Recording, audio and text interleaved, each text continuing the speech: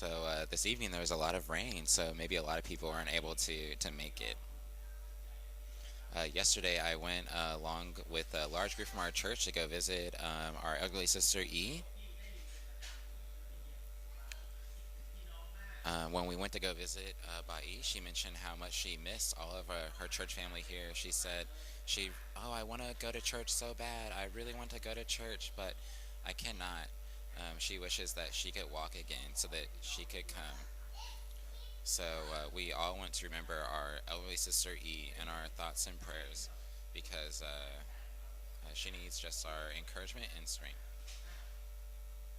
Uh, while while we were there in her room, I was able to see just the things that she needed to help her physical health as well, and made me realize uh, how much help she needs from us in her situation. But her faith is so strong. She would still come not too long ago to visit our church. She would spend a long time traveling. She would ride her bike to a bus stop and then travel 100 kilometers to come to gather with us every Sunday. So her faith was very strong. And as we left, she said, I want to see you again. And she said, I mean it. Before next year, I want you to come again to see me. So we really enjoyed our time with Sister E.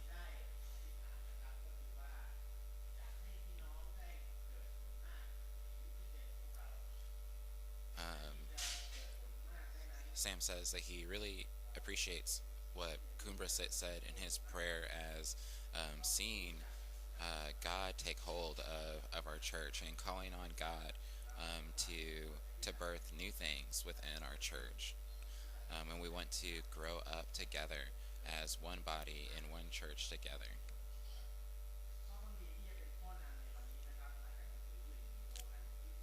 So the message that I want to encourage us in this evening comes from the book of John, chapter 2.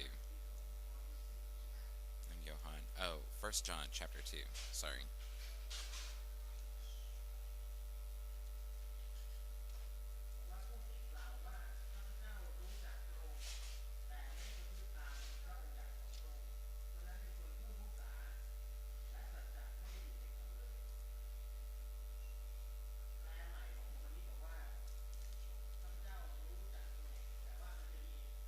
So First John 2 in verse 4.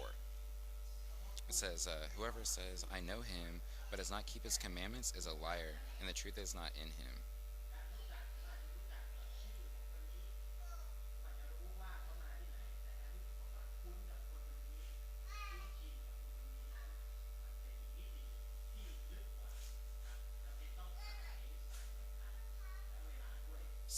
So he's talking about the importance of truly just knowing one another. Do we really know each other? How much do we claim sometimes to say that we know one another, but we don't know them in reality?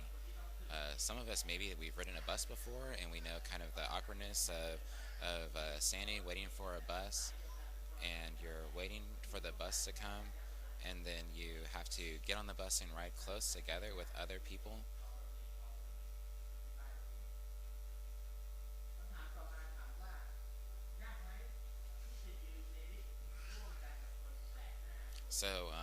So I have a question. Is it difficult to spend time with like strange people when we have to ride like a bus with them, or uh, do things with those that are strange around us, with difficult people maybe? So I want to make a little illustration. I have a little drawing.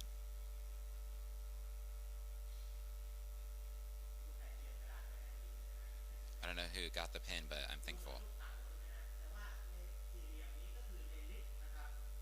So this is inside of a elevator, inside of a lift.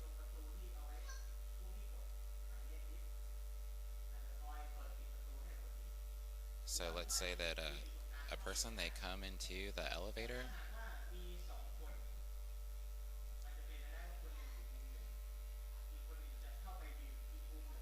So there's already one person, and then maybe two more people. They come into the elevator, and then maybe you're traveling along, and then another is at it. You have four people, and then now there is a fifth person, like on my drawing here. It's like the four people, they can kind of gather to the corners, they can avoid one another, but where is this fifth person going to go?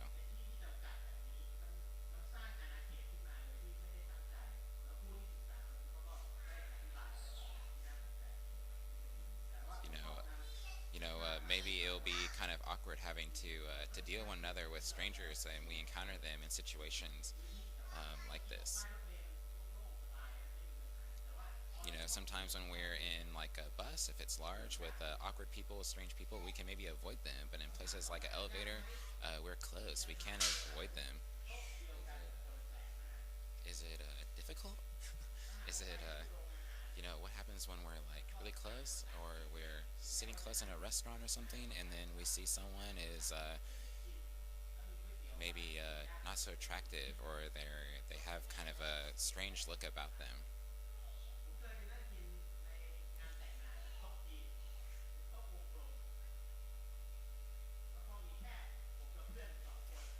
There was a time where I went to a wedding, and I went as a guest, and I went with like a couple of friends, and we were just kind of a small group together.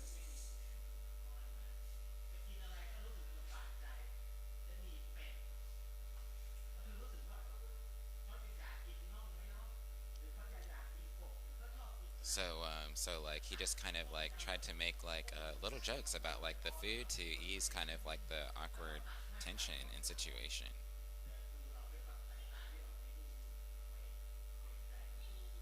Like he was trying to offer them to have a little bit of food. He didn't want them to feel grangjai.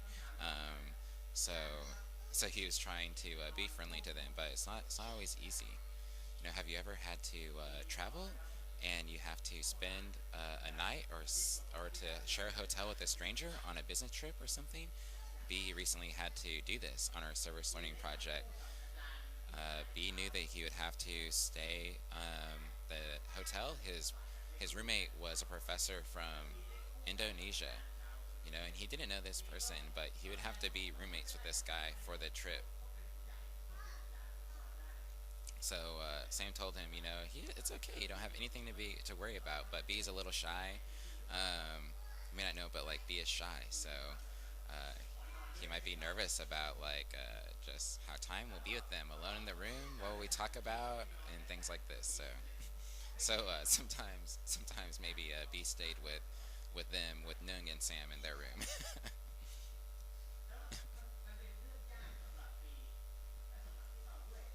Maybe it's hard for B. It's like I don't know them. I don't know what to do with them. But really, it's hard for us as well, right? When we do not know people, what to do with them.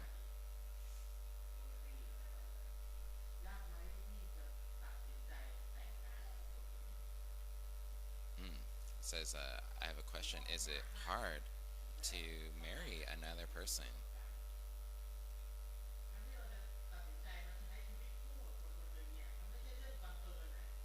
We talked about just spending time and finding an interest in someone that we don't know. But what about someone that we do know? Is it hard to spend time with them? No, as like we spend more time with people, we grow more in our interests in them. We spend more of our lives together. So my final question. So is it hard for us to embrace God and to have Him as our God? So for us as Christians, we know that we should welcome God and that we should invite God into our lives. But do we make Him Lord of our lives? Are we really are we serious about this? Do we really give Him time and place in our lives as Lord of our lives? Do we spend the time that we need in order for Him to be someone that we've grown to know, similar to how B grew to know Grada? Have we spent the time where we can come to have a true relationship with God in our lives? So Peter talks about this in Matthew chapter 6, Matthew chapter 16, sorry.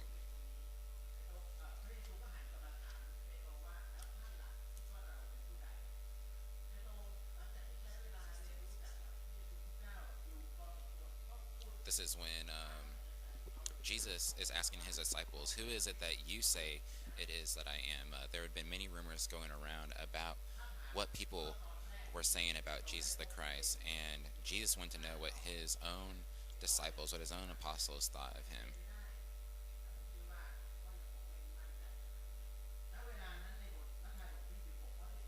So in Matthew 16, verse 16, we see that Peter, his answer, um, he says, "You are the Christ, the Son of the living God."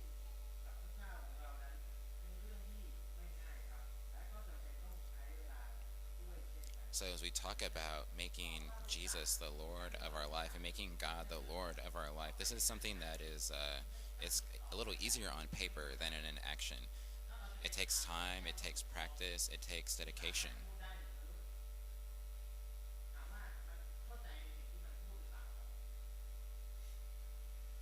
You know, as we see in Jesus' life, as he spent time with his disciples and his apostles, there were times when he would talk about spiritual things, but they wouldn't understand the true message that he was trying to teach them.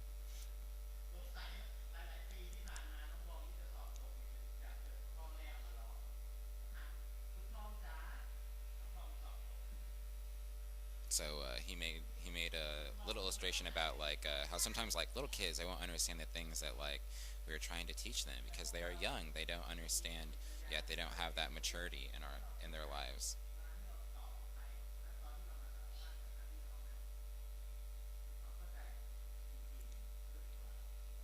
So the more we get to know him, the greater understanding we'll have of what he's teaching us.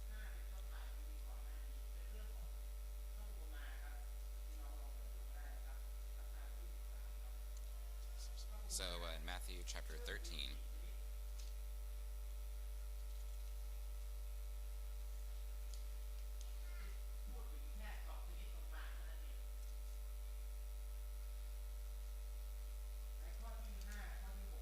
so in verses 5 and 6, it says, "All the seeds fell on the ground where they did not have much soil, and immediately they sprang up, since they had no depth of soil." So this is the second kind of soil, Sam says. It says, "But when the sun rose, they were scorched, and since they had no root, they withered away."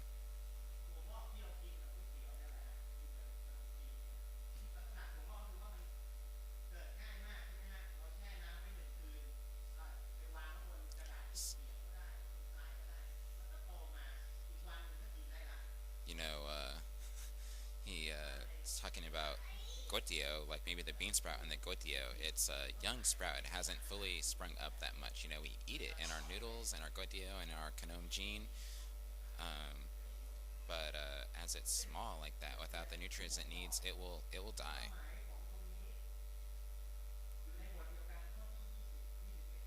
In this same chapter, in verses 20, 21,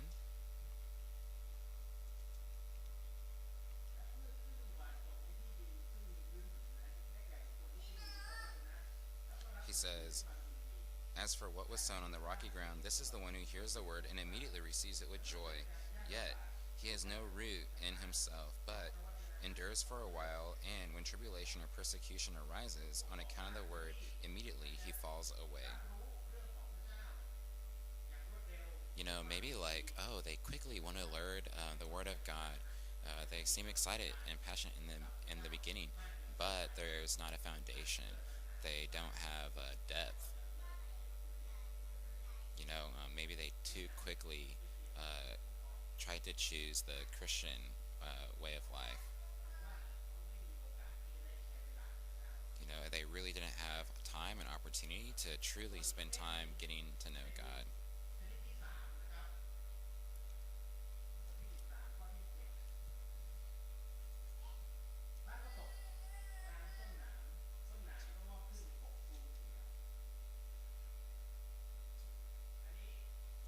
So in the same chapter, there's the third kind of soil. He says, "Other seeds fell among thorns, and the thorns grew up and choked them."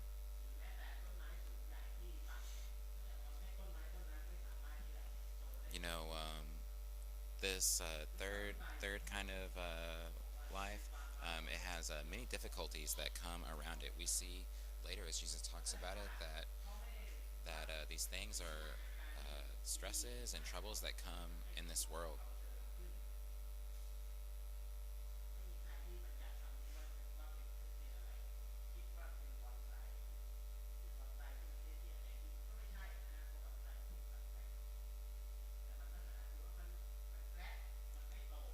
You know, as we have these many distractions, if we allow them to, they can choke out our spiritual lives.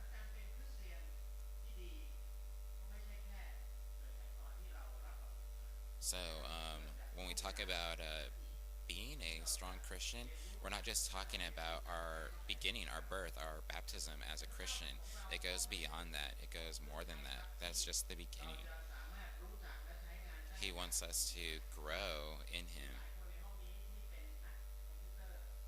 There are many people in this room that are like good at computers, that are good at like programming things, and that are very good at using the internet. They know like, oh, if like there's a small problem with this program, I can use this shortcut key and do this fast thing. Oh, I know if there's a problem with this, I can just push this button here. You know, like you weren't born with this information. You weren't born with this knowledge. You had to learn it. You had to grow it. You know, it's the same in our spiritual lives. As we're baptized, you know, we receive spiritual blessings, but we don't know everything of what it means to be a Christian. We have to learn this. We have to grow in it.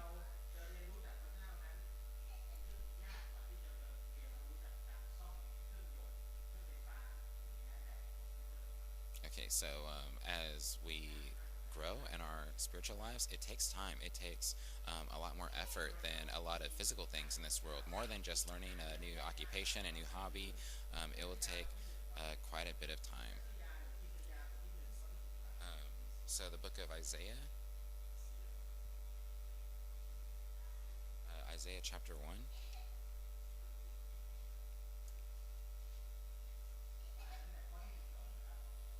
and verse 12. So Isaiah chapter 1, verse 12, he says, when you come to appear before me, who has required of you this trampling on my courts? Bring, bring no more vain offerings. Incenses is an abomination to me. New moon and Sabbath, and the calling of convictions. I cannot endure iniquity and solemn assembly.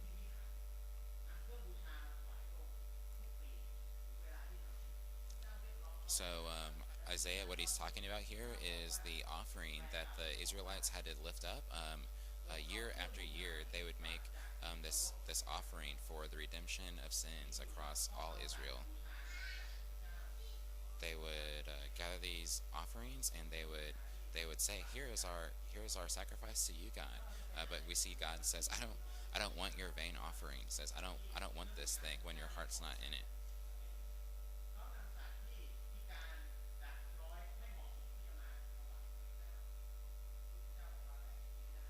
You know, in the old law, the old covenant, the sacrifice that they had to give up to God, they had to be pure, they had to be holy, they had to be without default.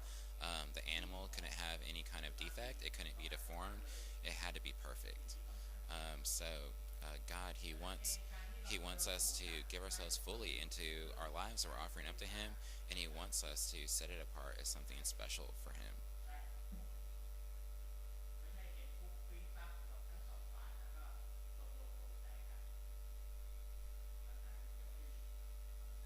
You know, as we encounter God and as we come to worship Him, it shouldn't just be a quick little thing that we're doing just to check off some time.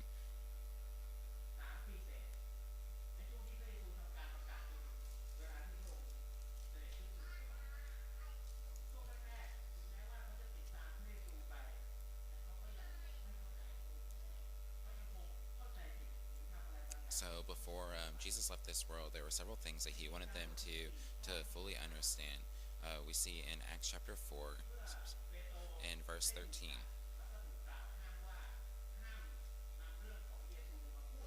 This is when the Jewish leaders, they had arrested They arrested Peter and John and told them no longer to preach in the name of Jesus. Peter responded that you judge for yourselves what is right for us to obey man or God.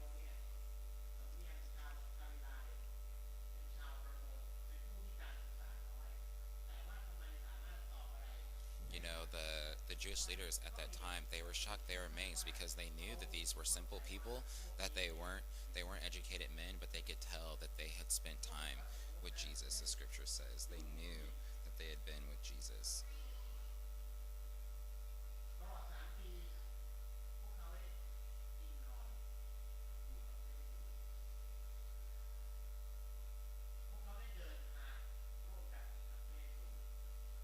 These men, they had literally spent time following Christ in their lives. They had spent time traveling with Jesus across the country of Israel.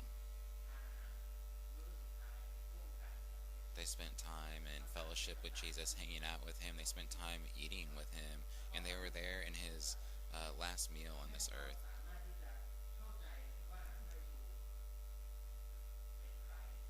So, in the end, they knew who Jesus was because they had spent time with him. They were with him for 3 years. They should have known who he was. So so there was one brother that asked another Christian here today, "How long have you been a Christian?" They said the other one they answered 5 years. He said, "Oh, do you have a lot of understanding of the Bible?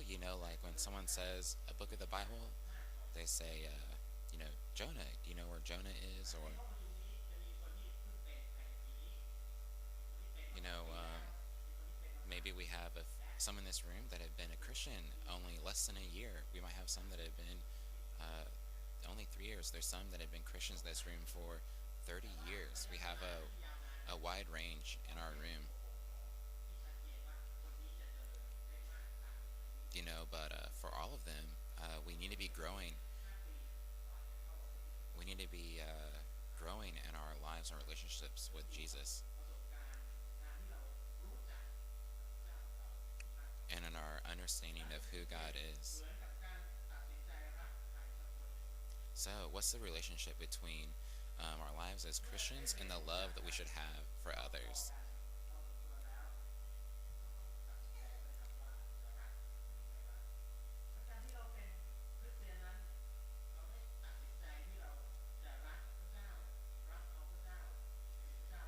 So, as we're Christian, one thing that we will learn is that being a Christian is about love. As we love God, we have greater understanding for the love that He has for us and the love that we should have for others.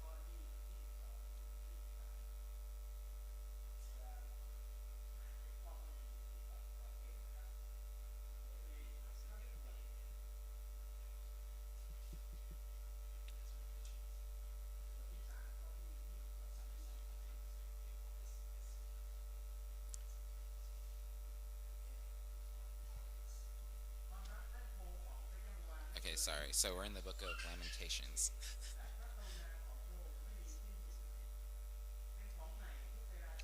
Lamentations, verse 22. It says, "The steadfast love of the Lord never ceases. His mercies never come to an end. They are new every morning. Great is your faithfulness." So, so many of us, we know this as a song. We sing this passage as a song.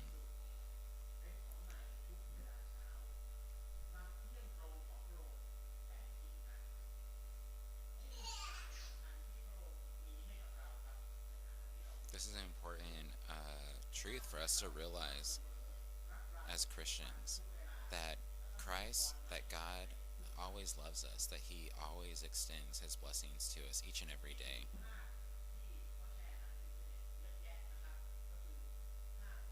There's a picture that this makes me think of that I see often on the internet, a picture of an old person and like a young person.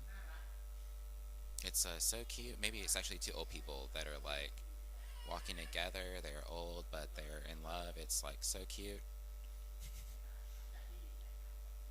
So maybe they've been married, for a long time, and we see just this old couple holding hands on this street, and it's just such a cute thing to see.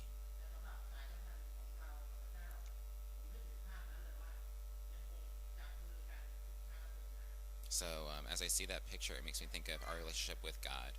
That God, that each and every day, even in the difficult times, as we are old or as we have difficulties, that God is always there to hold our hands. He always extends His love to us each and every day.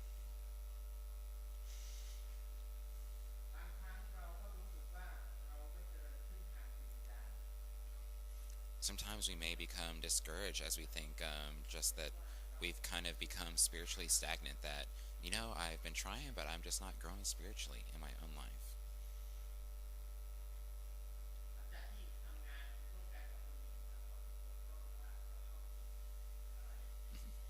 After you've been married with someone for a while, you'll learn what kind of things that they like to eat and what kind of things do they not like to eat. We get to know them inside and out as we spend time more with God. We learn that Him inside and out as well.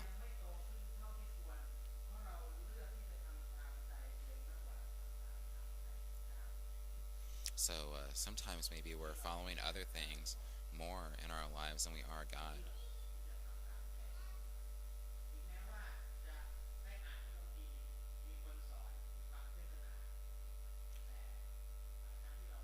So even though many times in our lives, we can come to church, we can read the Bible, maybe we can listen to good lessons, we can do many things that are quote unquote Christian things to do and spiritual things, but we can do them and get nothing out of it. We can still do these things and not be growing.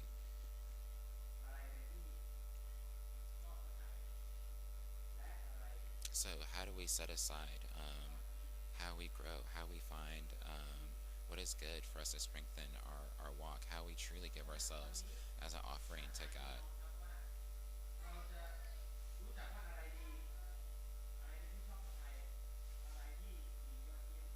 So I want us to think about what is best to give up to God. How do we discern the life that we should be living in Him? What is it that I need to do to make Him first in my life?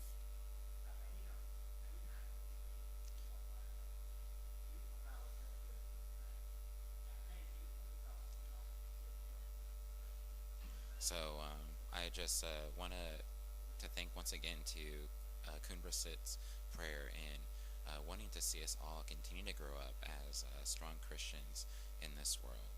Thank you, brothers.